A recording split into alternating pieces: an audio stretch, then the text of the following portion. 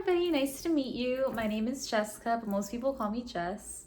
I'm a first generation Mexican American and the youngest of four, but beyond working, commuting, and going to school full time, I'm a daughter, an annoying little sister, a girlfriend, and a concert goer. My life itself is blessed but busy, so whenever I can carve out time for myself, I enjoy practicing self care, which is essential for me to feel balanced.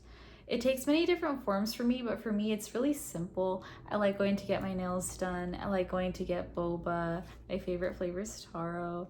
And I really like going to like TJ Maxx and looking at like Halloween stuff and just little stuff and things. It's so fun. Besides that, though, besides any like service-based action and besides having to spend money on things, it's really simple to make me happy. I love just hugging my cat. It's so pure and unconditional, the love that we have for each other. It's just very special and it keeps me really grounded, helps me a lot with my anxiety. But I digress. When it comes to my media preferences, I absolutely adore it all to some degree. I could always appreciate a good podcast. I could always appreciate a good music video. I could always appreciate, TikTok, YouTube, anything. I think it's really cool. But I do have a special place in my heart for music and video content. My absolute favorite piece of media is Florence and the Machine's The Odyssey, a film directed by Vincent Haycock. I find it to be absolutely phenomenal. This film uses Florence Welch's songs from her 2015 album, How Big, How Blue, How Beautiful, which I'll always consider the band's magnum opus. I feel terrible saying, hey, I don't think that there's anything that could ever top that for me. But realistically, I don't think there's anything that could top it for me. It was that just significant for me, to be honest with you. It was very profound. The film showed me vulnerability in a way that I'd never seen or felt to this particular degree. I apologize for that. I live near a main street, you guys. Well, the vocals were chilling, the dialogue was eye-opening, and the visuals were absolutely heart-wrenching. I love how Florence Welch references Homer's Odyssey in the title of her film to highlight the journey she went through during her battles with addiction, self-destruction, betrayal, fighting, and just the feeling of being bereft after a heartbreak. It's a terrible thing to feel, and she was able to take all of these really deep emotions when she was at her rock bottom, and she was able to transform it into art. And it was something that must have been so incredibly painful to do, and even to come up with these metaphors and these symbols and to execute that, to me, was very profound and it was very good. I find it genius how she paralleled her different songs, experiences, and phases of her emotion to the purgatory, and how she also categorized that into chapters.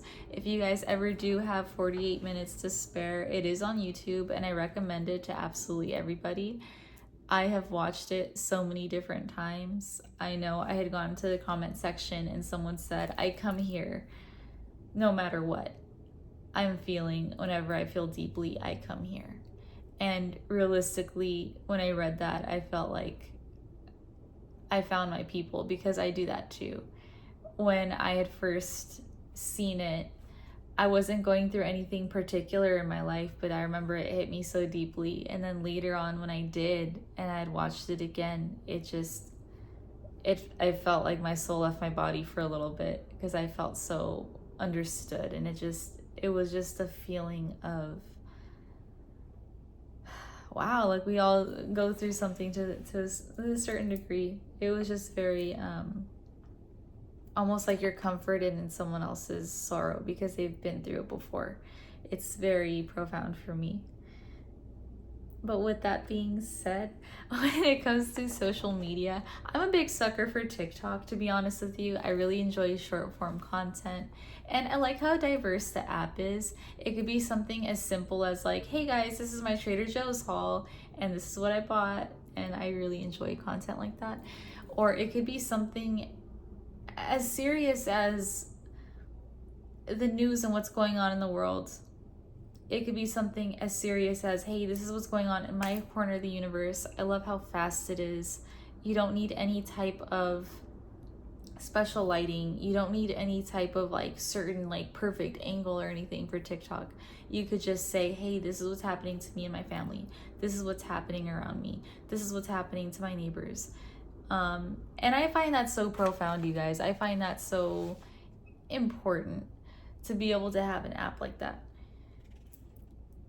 When it comes to social media, I do also love how I get to choose the content that I consume. If I don't like what I'm seeing, I simply don't have to watch it. We're all aware of the algorithm. Whatever we engage with the most is what we're gonna see. So I absolutely am not gonna be engaging with like weird little thirst traps and like weird little like lip syncing videos in someone's mansion. It's just not something that I gravitate towards, but I mean, to each their own. I'm really excited for this class, to be honest with you, because I don't know what type of content we're going to be seeing, but I know there's probably going to be a lot of things for us to analyze and dissect, and I'm really excited about that. So it was very nice meeting you guys. It was a pleasure, and thank you so much for being here.